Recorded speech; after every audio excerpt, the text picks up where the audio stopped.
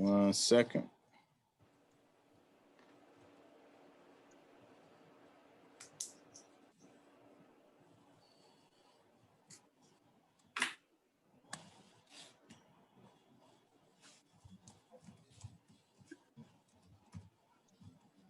And we really appreciate you again, Brother Sam and Mr. Mathews, for doing this for our students. We do have a lot of students that are interested in, sports management and, sports agency and all those kind of things. So this will definitely be absolutely great for them. Thanks for having me. I appreciate it. Absolutely. Anything from my Canisius family.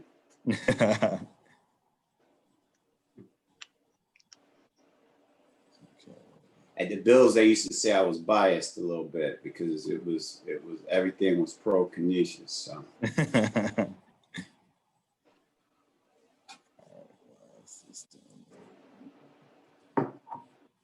Okay.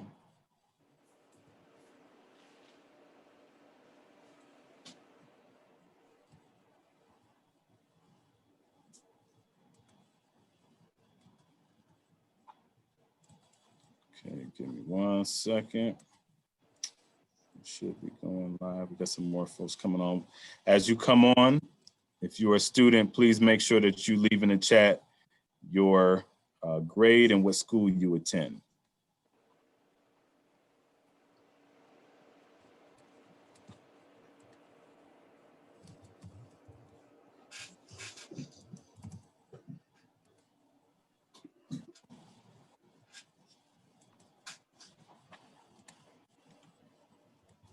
All right. It's giving me difficulties here. So what I'm gonna do is we're just gonna go ahead and just record it here, and then I'll be able to upload it later. For whatever reason, it's not allowing us to connect it.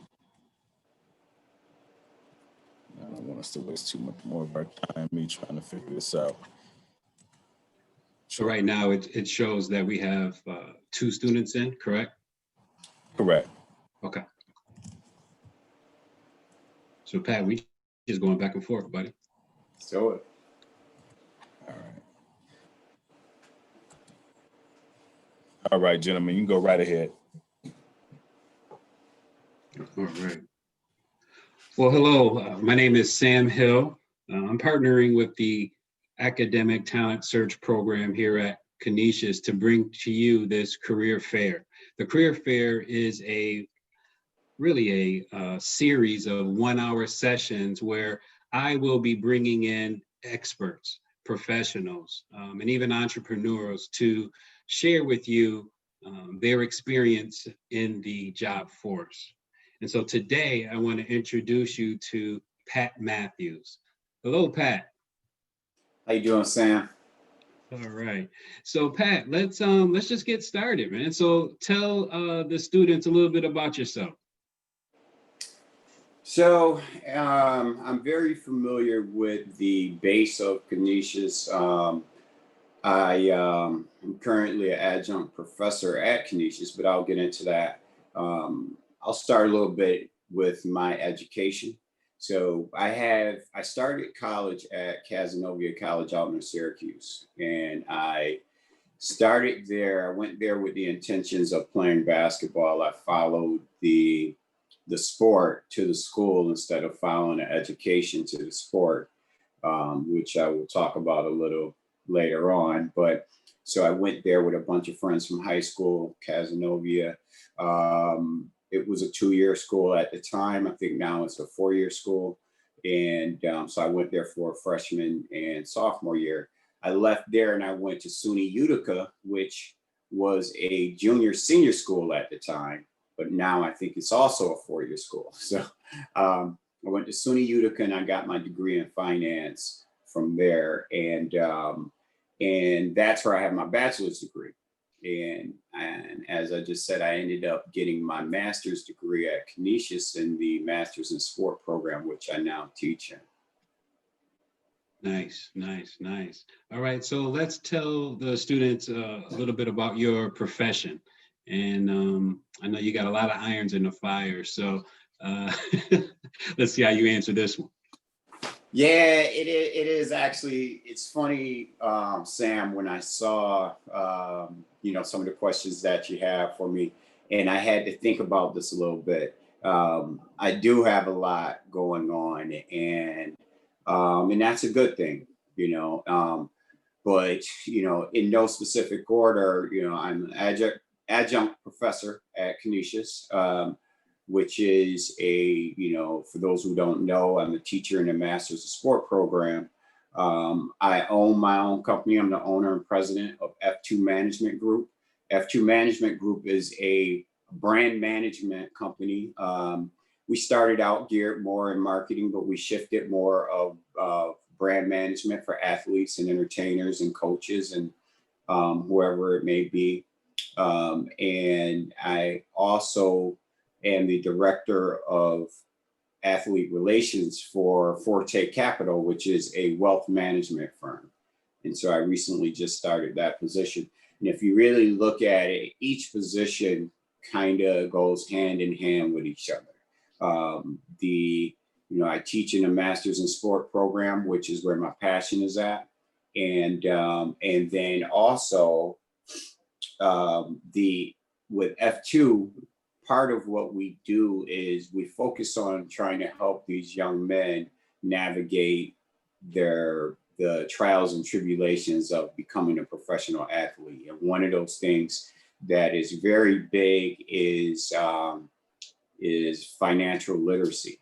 And as we look at what's going on in the world right now, I think a lot more people are starting to realize the importance of financial literacy. And by not knowing how far behind we are, and we do have a long way to come. Yeah. No, that's great. So let's do this. I'm going to share my screen. I'm going to play about a 2-minute clip that will kind of walk us through what it is to be a sports manager or an agent. And then we'll come back and we'll talk about the life of what you do day to day. Sounds good? Yeah. All right.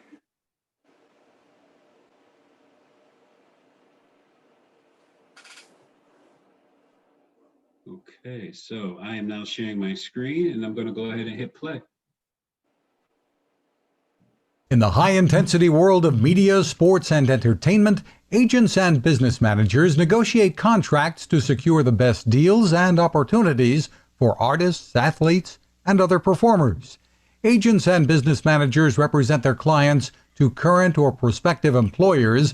They handle contract negotiations, schedule appearances and performances, and may also manage travel arrangements, ticket sales, and advertising. Many provide legal and financial advice. A major responsibility for agents and business managers is staying on top of industry trends and potential opportunities.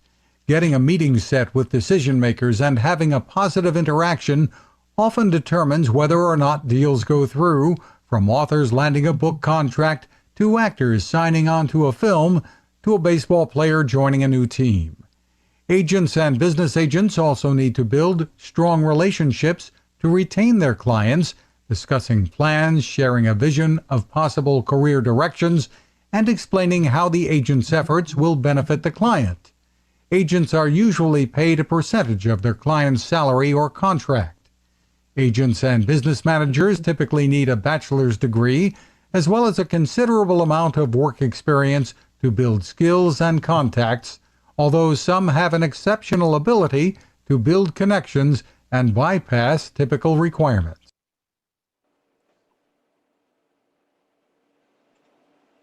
All right, Pat. How real is that? How real was the clip? What's the day-to-day? Talk about the grind. I will say this. I will say if I'm looking at that clip right now, right, I would probably get super excited and say, man, how can I get into that world, right? So when you look at it, you see a guy who is an agent, and the first thing that comes to mind to everybody is, you get to be the go-to person for a celebrity, for an athlete, for an entertainer, whoever it may be. and you're like, right off the bat, I could do that, right? Sam, I'm sure you think you can do that right now, right? Well, you know, I just need a minute or two to figure it out. Right. Well, see, so this is what it amounts to. This is the tricky part with the whole agent manager entertainment business, and this is how minorities. I'll give you a couple of examples when after I make the statement. But you have guys who, if I wanted you to be my agent, Sam, and the first thing you would say is just like you just said, I have to figure it out. But if I said, Sam, I don't want nobody else to do it but you, and it wouldn't be hard for you to figure it out and do it, because no matter what, if I was an athlete, all the teams would have to talk to you. I would say talk to Sam. They might say, we want to talk to somebody. Nope, talk to Sam, because I'm the athlete. I'm the product. I'm the person that you want, right? So it's all about where I direct them to, right? So as an example, the biggest example out there right now is LeBron James. If you look at what he did for his team, right? So LeBron was one of the biggest assets in basketball history. He's one of the first people to ever be a child prodigy and literally grow into what we saw right before our eyes and to follow it all the way through. If you think about it, you look back at Michael Jordan. Michael Jordan became Michael Jordan once he got to the league. Like he was good in college, but in the league, all of a sudden he became. So then people started to look back and see, what was he in high school? Same thing with Kobe. You know, Kobe came out of high school and, you know, he was good, but he was, you know, everybody was like, he could go either way. But LeBron was anointed the king from the very beginning, and he's lived up to that, right? So, but what he did was game changing. He took his guys that was with him, each one of them, and each one of them are very successful in their own right now. But he made people pay attention to who they are. He made people, he put them in, he went away from the posse mentality by saying, I'm not just doing this because these are my homeboys. These are some smart, intelligent dudes. So he put them in position to learn from the guys, the other people. And once he learned, he pulled all his business and did what? He went with his guys. You see what I'm saying? So, you know, when I look at, so going back to my original statement, when you look at that video, it is being an agent, being a marketing manager, being a business manager is everything that you think it would be. Just like I used to say, I spent 16 years working for the Buffalo Bills. Working in sports is everything that you think it would be, just as cool. You know, walking down a tunnel on a game day, looking at something on TV and saying, man, I hope make this happen. It's just as cool as you think it would be. Same thing with being an agent or a business manager or a marketing manager, because wherever that person goes, they need somebody around them that they trust. And they look to their left and their right. They could be in a sea of 1,000 people, and they look around and they're like, yo, Sam, stay by me. Like how, you know, that's a feeling right there. So you walking through with your chest popped out because you're like, this dude, he wants me here because he trusts me. So it is a great feeling, but it's also a very hard business to get into unless, as I was just saying, you have that childhood friend, you have your son, you have your nephew, someone who, no matter what is said, is going to rely on you to be their manager. So when you're trying to break into this business, it's tough because a mother, father, uncle, whoever the guardian is for a professional athlete is going to say to you, Sam, who do you represent right now? So to what you just said, to your point, you don't believe in yourself right now, but they're not, if you're trying to make that a profession, they're not going to believe in you either. So, you know, let's turn the tables. You want to be an agent, and you're sitting here right now trying to interview me to get my son. And I'm saying to you, Sam, what can you do for me? Who have you worked with? What have you done in the industry? who do you know in the NFL? You can't answer these questions, right? So that's where it becomes challenging for people who want to break into that field. So one thing that I learned, and it kind of goes into something that when we talk later on about what I would tell my high school self, one thing that I learned is, you have to learn at someone else's expense right now and just be a fly on the wall so that you can gradually build your own business, your own book of business by leaning on what either somebody did right or what they did wrong.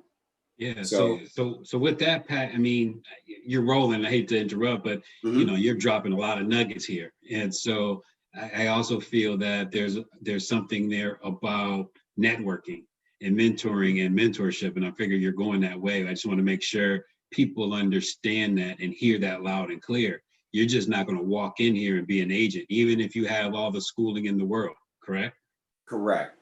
Because I always say, even as an employee of Canisius, I always say that I think it's a combination. You need a healthy balance of both things. You need experience and you need education. You need that book. You need to be book smart, but you also need experience because you need to be able to relate and be able to talk about it, right? So when the experience could come in a couple ways. It could come as an internship with different businesses, or it can come from just finding you a solid mentor, someone who is either on their way out, maybe retired.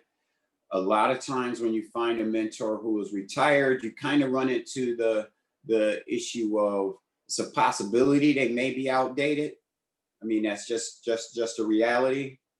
And especially for somebody my age or Sam's age, our like times have changed a lot with, a lot of corporate CEOs can't even use a computer right now, to be honest. But they're up so high that no one is going to question it. But the new group, you need to be able to use a computer. You need to be able to understand social media as a leader of anything. So you find you a mentor, and that mentor should have genuine knowledge in the profession that you want to pursue. And that mentor shouldn't be afraid to let you in where no one else will. So I always like to say this: for me, what I consider a mentor is, or when I mentor, and I mentor a lot, is you're having a interview, but it's very informal.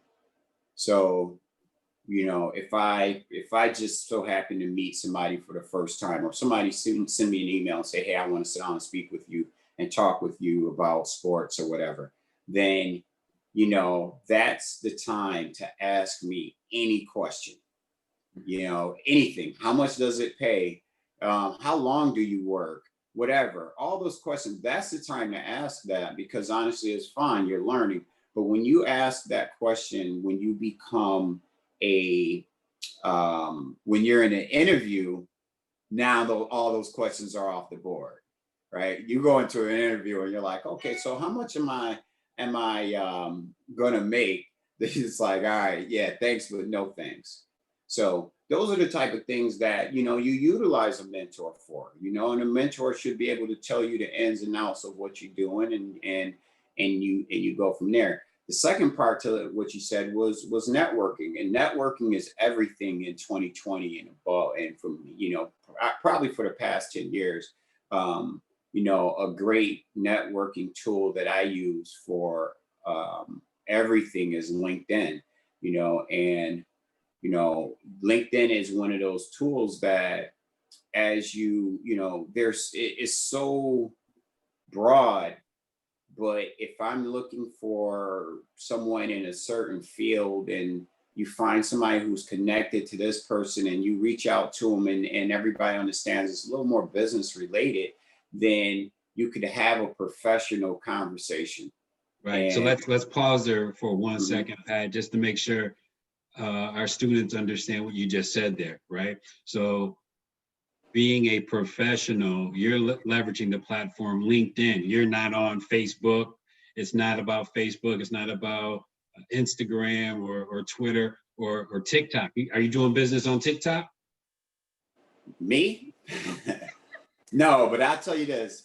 I kind of, and I may be different, we maybe need to throw up a disclaimer that says all of my opinions are my own, but this is, for me, this is how I look at social media. LinkedIn for me is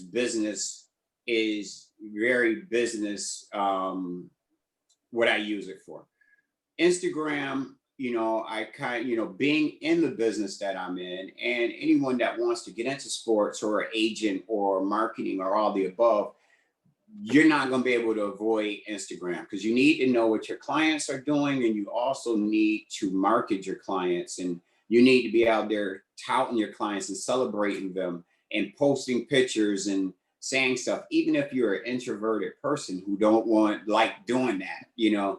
But then you go Twitter. I use for news as a news feed and find out what's going on out there in the world because that's where everybody's going. And then Facebook, I've kind of personally shied away from it because my mama's on Facebook and she may comment on something that I may say or do, and it takes it away from the context of what it is. So, I kind of look at that as a big family reunion, but mainly because, years ago, I don't think we realized where all this stuff was going. So, it started out as a way for you to communicate with your inner circle of friends and your family and all the above. So now you have people on there where you've been probably building Facebook for about 10 years or more, and you have people on there that when you post something is kind of irrelevant, or you may get that person who is commenting or they're putting their feelings on your Facebook that totally goes against what you believe in. Your So intention. yeah. So Pat, let's talk about what the day-to-day looks like. I mean, you briefly talked about the grind, whether it's the marketing, the social media, but what's the day-to-day look like as you're supporting your athletes and working on behalf of your athletes? So my day-to-day is crazy. I will throw that out there, but because of all the different things that I'm doing, but just focusing on the F2 element of my day-to-day, again, so you have different elements of working in sports. And the agent is the one that people like me, agent gets credit for something that a business manager or marketing person does. All an agent really does is they do the contract. That's the most important thing. They make sure you get paid for doing what you do, right? But it's just like with anything, when you're comparing apples to apples, the way that I can get a client over next person is by saying, not only will I do your contract, but I'll also provide you concierge service. I'll also provide you marketing services and all that, right? But that's really not what they do or what they really care about. So if I tell you that, Sam, and I get you to commit to signing on with me, there are certain things as an agent that or as a first round draft pick or a rookie in the NBA, NFL, whatever, that comes along with that distinction. So you may automatically get a deal from Nike. Depending on what round you're in, what type of player you are, that can go anywhere from, you can get money plus merchandise, or you could just get $2,500 to spend and you go from there, right? So those things are low-hanging fruit for an agent. So, but when you get into more of what I do, more of a business manager, more of marketing, more of endorsements, you have to really work for what you're doing. So, I say all to say what leads into my day-to-day. I'm never really off because I always need to be thinking. If I see a an athlete doing an endorsement deal or locally, I have Zach Moss who plays for the Bills. I have a commission-based deal with him. So whatever I get him, I get a commission off of it. So if I see another player from the Bills doing a commercial or whatever, I needed to get in front of that. So for me, it's not low hanging fruit. It's not just coming to me. And, you know, while I'm sitting here, I wake up in the morning, get done working out, read my Bible, you know, eat breakfast. And then all of a sudden it's like, oh, I got an email from G-Bond who wants to do a deal with Zach Moss. Let me call them and see. That's not how it works. I need to have a list, a hit list of different people to reach out. I need to make sure I have collateral pieces for each one of my clients to send out to everybody to tell who they are, why it'll be beneficial to utilize them, how much the going rate is, to see if they're even interested in working. So I constantly have to keep shaking the trees to see what they're doing. The biggest part to me, which has been really impacted by COVID right now, is the community aspect of what I do. So when Shaq Lawson, who is another one of my clients who's with the Miami Dolphins right now, when he was here in Buffalo last year, we had a ball just doing different things. I had full, you know, autonomy to create events and, you know, being connected to Western New York. I have different people ask me, hey, do you think you can get a player to come in? And I was creative with how we did that stuff. So it's all about building a player's brand, and you do that through goodwill in the community. So, you know, it kind of goes off of time, talent, and treasure. So can they give their time? Can they go visit a school, go visit a kid who may be in the hospital? Can they pop up at someone's birthday party and surprise a fan? Then you have your talent, you know, you have your obvious talent on the field, but also, is there anything else that you can do to help enhance your brand? And then you have your treasure, and that may just be, you may not have a lot of time to do something, but you can make a donation to a cause, or you can help, you know, impact investing or invest in, you know, low income housing to help make a difference or bring something somewhere. So so that's what my day as a brand manager for F2 pretty much consists of. And, you know, as you can imagine, you know, I just run the list of each client to make sure that I give them each ample time. With Shaq also, which is occupying a lot of my time, we are creating a clothing line for him. Now, for athletes, a lot of athletes is pretty common, but what they do is they go to a mom and pop, they slap a logo on something and they say they have a clothing line.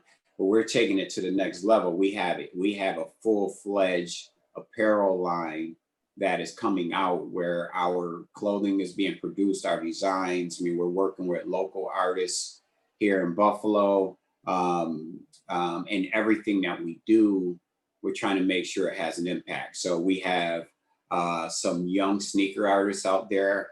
If anyone follows Miami, Shaq for his first game wore a pair of cleats that Idris Wyad's son from Buffalo, Idris's son, did a pair of Jordan Air Ones and changed them into a Miami Dolphins cleat with Shaq's logo on it. And that was the cleat that he wore for his first game, his inaugural game in Miami. So that's a big deal for a young kid from Western New York to have his design on the national stage being worn by a professional athlete. So those are some of the things that we strive for.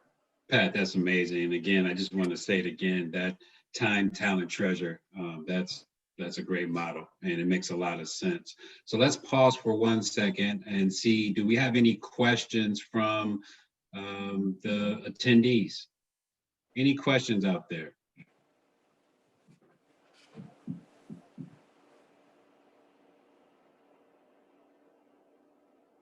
You always have to do that 7-second pause.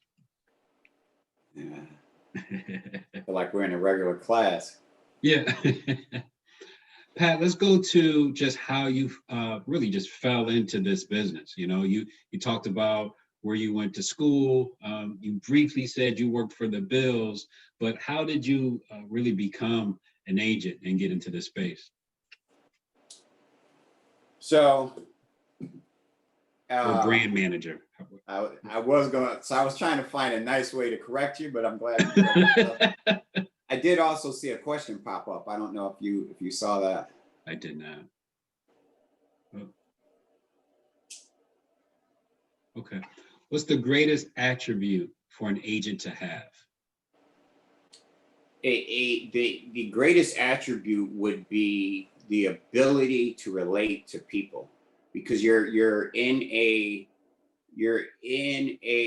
field where everyone is very similar. So what makes you different, right? So you got to be able to adapt to different households. You need to be a chameleon. You need to be able to go in the household, convince that family, that kid, that you're the best person for them. So, and you also have to have what we call the gift of gab. You have to be able to go in there and fight it out for your client.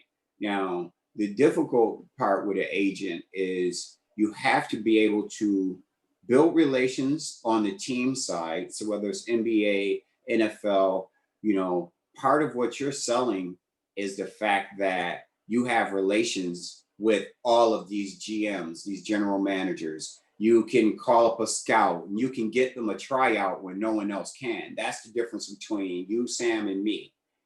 So you may be able to call up the Falcons because you're good friends with someone on there and get the client a tryout. Whereas I might say, hey man, I'm sending out stuff. I can get nobody to call me back. So, but you will be in negotiations with those people also to help get your client the most money possible. If you see times when agents are fired or let go, that's the reason, because, and a client may say, hey man, I'm worth a lot more than you negotiated with that guy. And they understand that, the player understand that, Sam, you're the GM, I'm the agent, we're really good friends. So when I go in there, it has to be some give or take.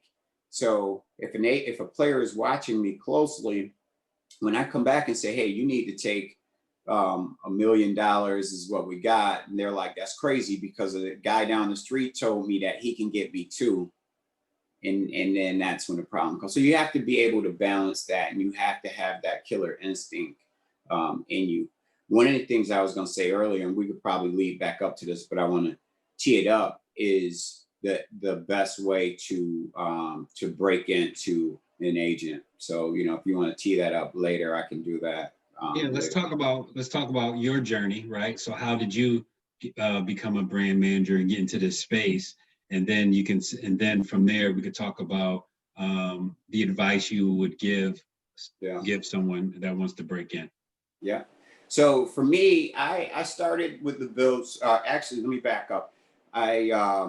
When I went to Canisius, with the purpose of getting my master's in sports so that I could work in sports. One of the things I understood was that even though I knew I can do it, I couldn't get my resume pulled or whatnot because I had no sports experience. So why should they? So by getting my master's in sports, it put me in queue to at least get an internship. And I knew once I got in the doors, I believed in myself. I knew once I got in there, it was on. So stay there for 1 second, Pat. Yep. So is that still true today? Do you still need to have that piece of paper to at least get a look?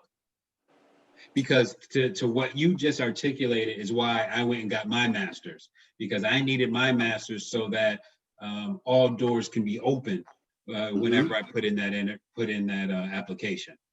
Again, throwing a disclaimer out there, all opinions are my own, but I stand strong behind that and say yes, because, so to your point, when I was a hiring manager with the Bills, there's a website called Teamwork Online, which houses all sports teams from every walk of life down to esports and everything. And we were a part of that on the back end. And when I had a coordinator position, I would get over 400 resumes for it, right? So my HR director challenged me to get that down to 30. I mean, and it was hard, and I got it down to 150. And she said, okay, cool. You still got 120 to go. So how do you do that? You know, I started sorting out by, if you didn't live in New York, then you were gone, because it was just a coordinator position. So, you know, I cut out everybody for that. If you had no service experience, you know, I started to cut out, and that's without even looking at who you were or whatever. So that goes along with the resume. If somebody has 20 viable, or maybe even 100 people that are kind of in the same boat, and then they're just like, well, I can knock out 60 by just saying you need a master's degree for this. So, and then that'll get them down to 20, and then they could start getting into the nitty gritty. But they don't, you may have lost somebody just because of that. Now, some businesses have smartened up and just, they do that right off the bat. They say master's degree required, and they just accept the fact that the unknown they don't care about. I may have missed somebody, but I'll never know. So I only have people that are applying that has a master's degree. Okay. So, and they make that a requirement. So I do, and I really do feel that way. Now, the on the flip side to that is there's people who have experience that kind of overweighs.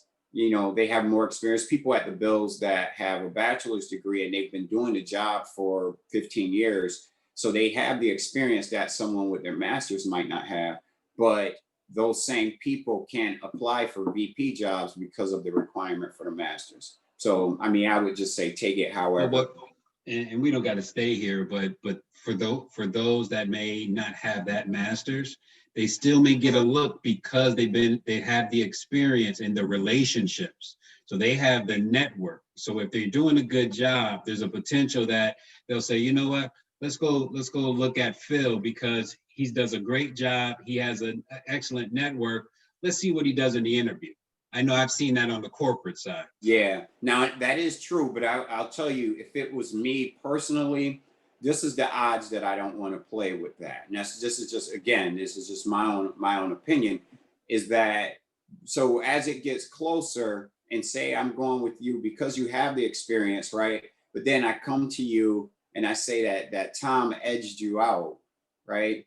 In reality, you know, that just gives somebody another reason to say you didn't get the job. And I've seen that happen a few times. So that's why I always err on the side of, you know, trying to get more, you know. Now I will say this, it isn't even just a master's degree. Like at one point throughout my career, I wanted to switch and get into nutrition because, you know, I'm big on that and working out and all that stuff.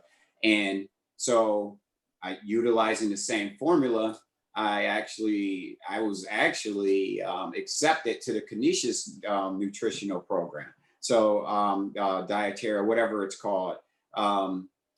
So I was going to try to just totally detour and go in a whole nother direction, but I also knew that I needed to have the credentials. So that was a bachelor's degree. It wasn't even a master's in nutrition that I was going to try to get. So I just feel like you just need to have some type of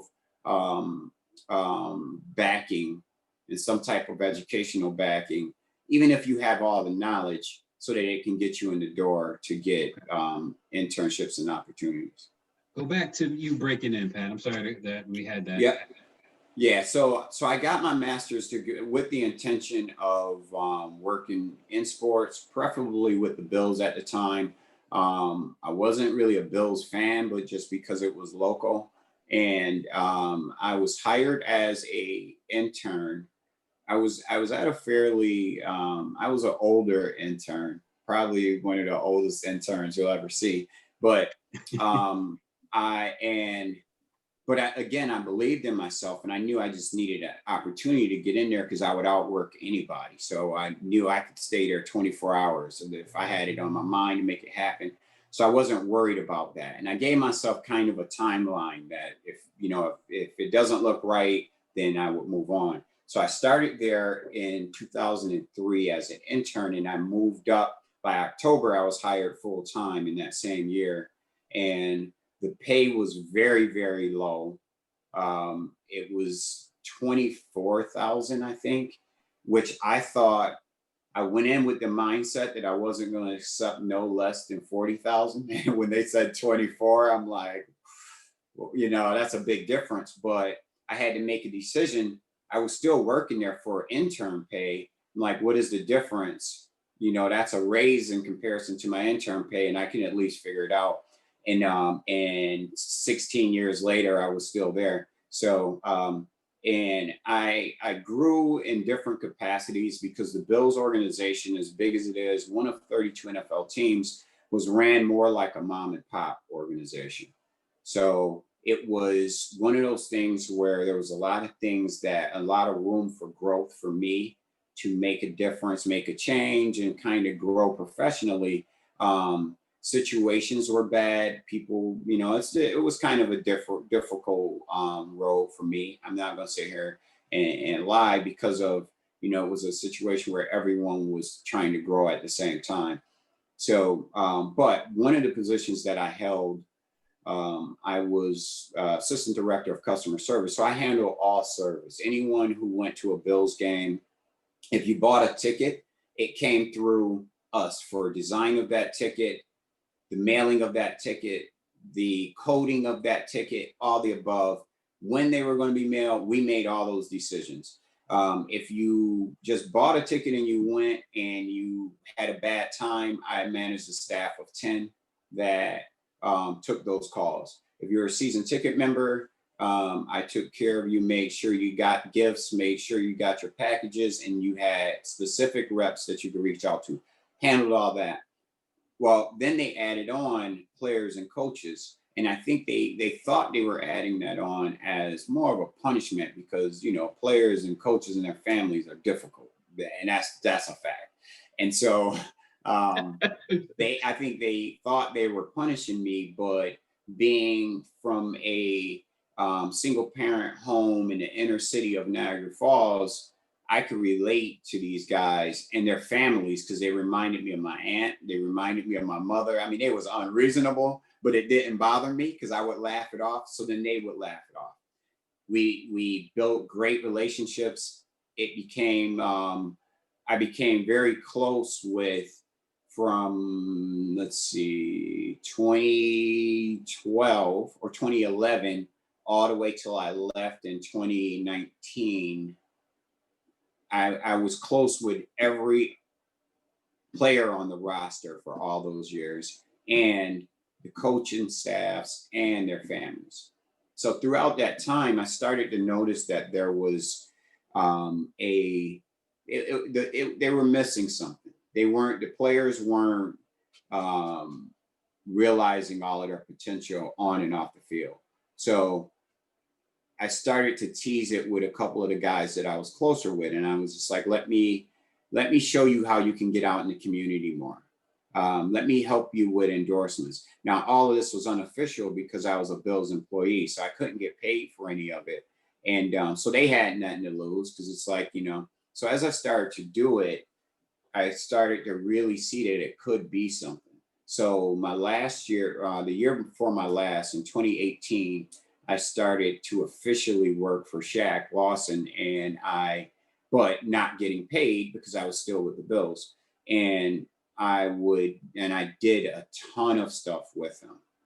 And he allowed me to use his name and likeness to solicit, endorsement deals and community work and all the above. And in 2019, that's when I officially created F2 Management Group. And I stepped away from my position with the Bills, and that, as here we are.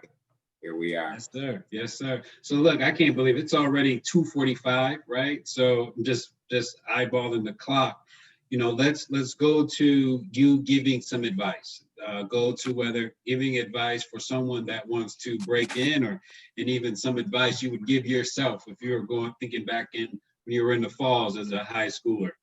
So a couple of things, in essence of time. One, I would say breaking into to sports, anything agent.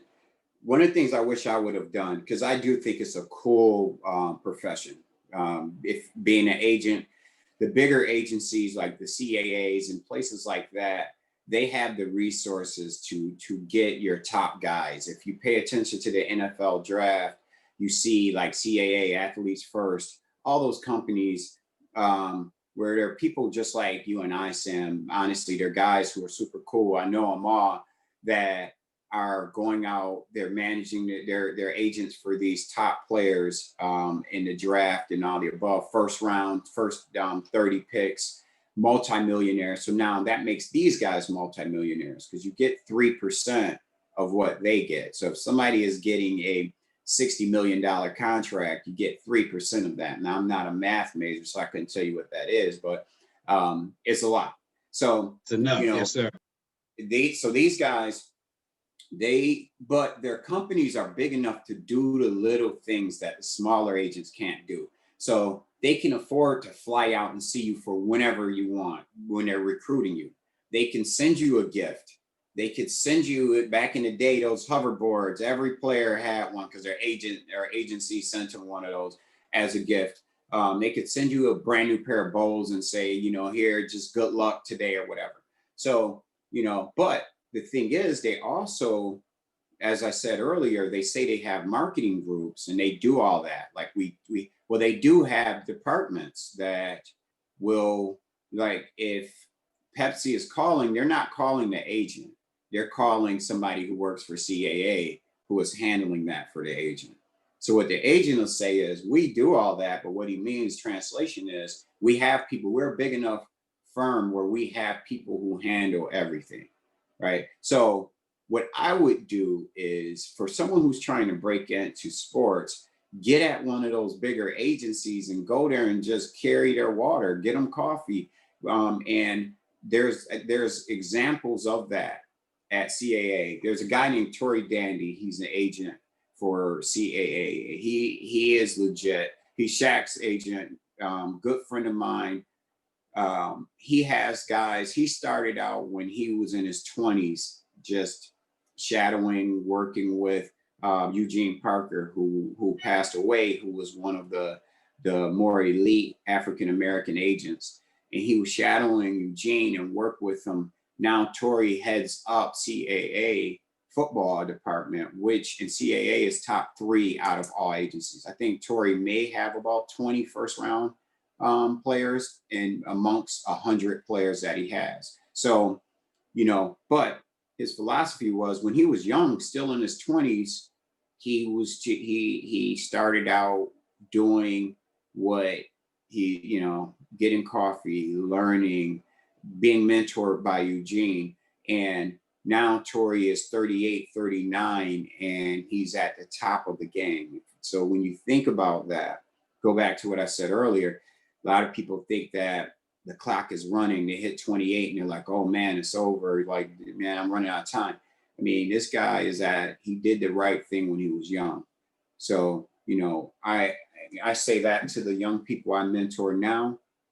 And, if you really want to get into this agency business, the marketing business, find a group that you feel that really does it right, and hound them and say, hey, look, I'll do this at no cost to you or no benefit. If somebody, again, this is just my own opinion, all statements are my own opinions, but if you go to someone and you try to make them pay you to do something, what you're doing is challenging them to stop what they're doing and find a way to make you productive. So if I'm going to pay you anything, then I need to make sure you're worthwhile. So I'm not going to do that. What I'm going to say to you is, unfortunately, I don't need anybody because I don't want to take the time because I'm busy. But if you come to somebody and you say, hey, look, I just want to learn, regardless of whether the state or whatever cares about that. This is between me and you because I want the experience so that I can learn and bust your ass for them. Then they see that you're a sharp person. You can do Excel, you can do PowerPoint, you can do websites. Then they say, you know what? here, I'm going to put you on payroll because I have a job for you. Now I know what you can do. And then they go from there. So that's the second thing. As a kid, as a high school kid, I would say, tell my high school self, first and foremost, I would say, keep my faith in God, and no matter what I do, and I'll be all right. Second thing I will say is, make sure I save money no matter what. You're going to say something? No. You're Okay. good. I was going to say, I would save money no matter what, because at the end of the day, even whatever it is, it's going to help you out in the long run. And that's extremely hard for, underserved communities and kids who grow up with nothing. It's really hard to understand, but if we're going to break through this generational wealth gap, we're going to have to start doing that at some point in order to flip the script. And so I would say that to myself, I would say find a passion to me of what I want to do and go for it, right? But understanding that that passion may change and my career path may change. So, and that's all right. That's okay. It's okay if that happens. But, when I was young, I was just playing basketball and having fun. And then I went and got a job in retail just to make a few dollars, just so I can go out and hang out and have money to pay some bills. But I wasted my 20s trying to figure it out. So, that's some time I wish I had back. I'll be honest with you. So Pat, is it fair to say that you wish you had a plan? It's okay that the plan may change just as your passion and interests kind of evolve as you're a younger man, but also just working a plan. Yeah, and having a going towards a goal.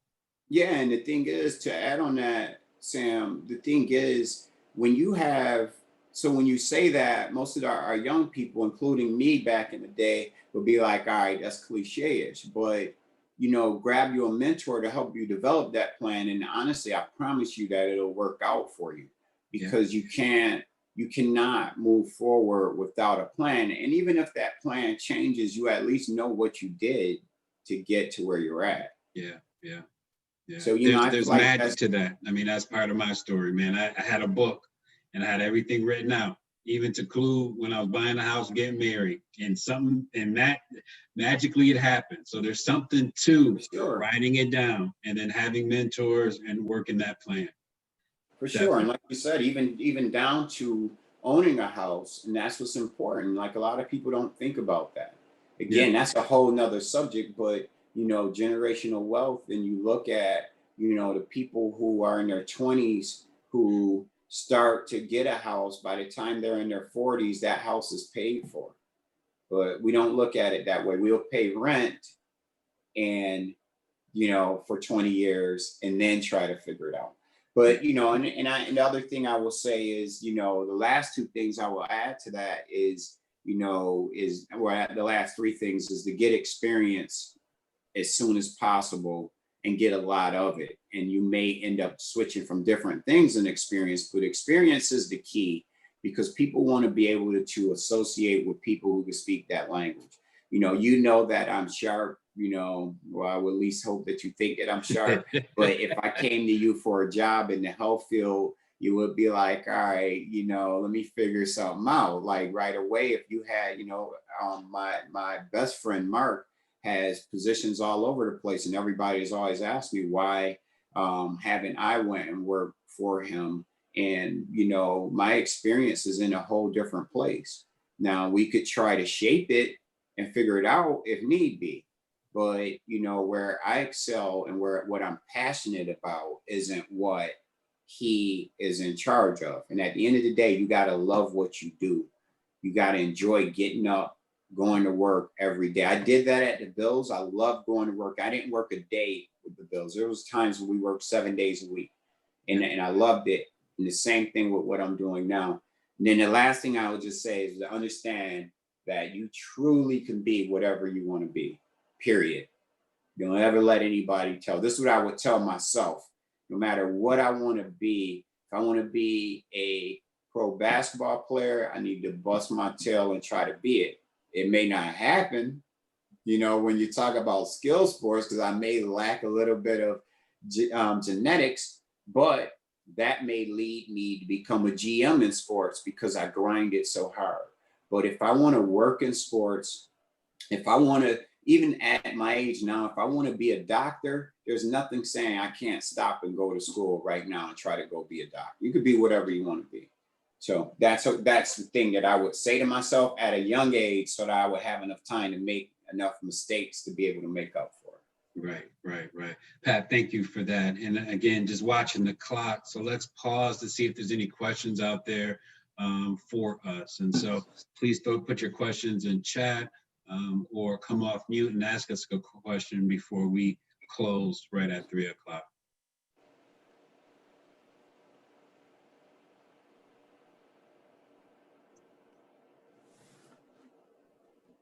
That's a good. There's always something about a job that we can do without. What aspect of your job can you do without? That's a good one. There's always something with the job. About a job that you can do without. What aspect of your job can you do without? I could do without the marketing aspect of my job. The in a sense, solicitation of trying to convince somebody that they need something. That's the part that I could do without, because I'm not, it goes back to networking. My network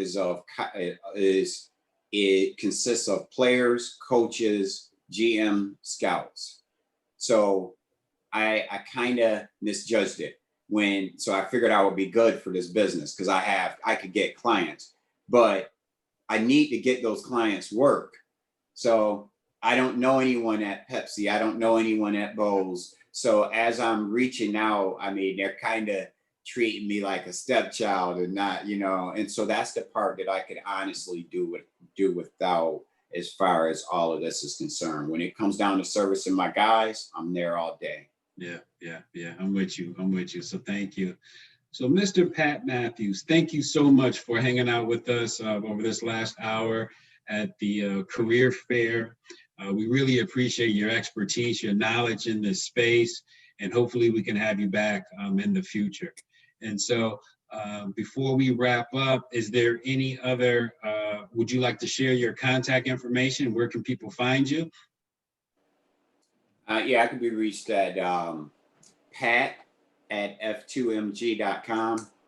I also, you can get information at f2.mg.com, the website. All right. Well, Pat, thank you for your time. This was great. We're all better for it. And hey, I'll be in touch. Thank you, sir. I appreciate you guys having me. No problem. All right, Mr. Davis, back to you, sir. That's the first career fair.